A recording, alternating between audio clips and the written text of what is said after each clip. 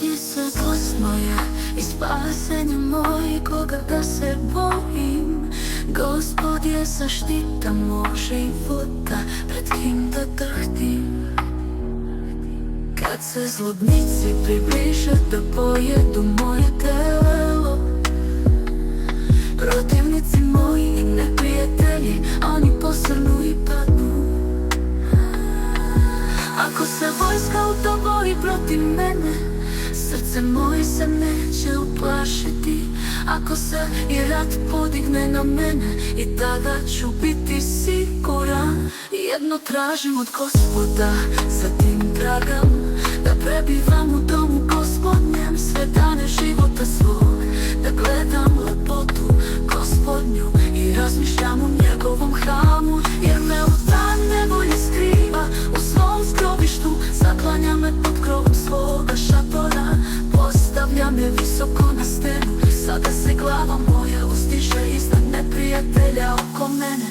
Prinosit ću žrtve u njegovom šatoru, sa klicanjem pevat ću i hvalit ću Gospoda pesmu.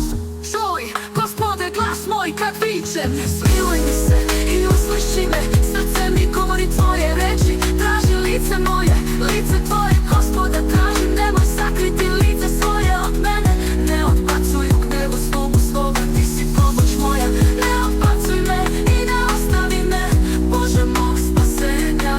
Ako me i otac i mati ostave, Gospod će me prihvatiti. Pouči me, Gospode, svom putu i vodi me ravnim putem zbog neprijatelja mojih.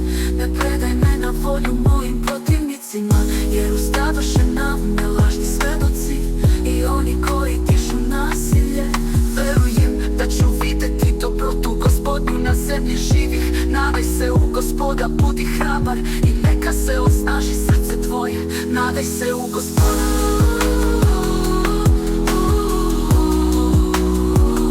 Nadaj se u Gospoda.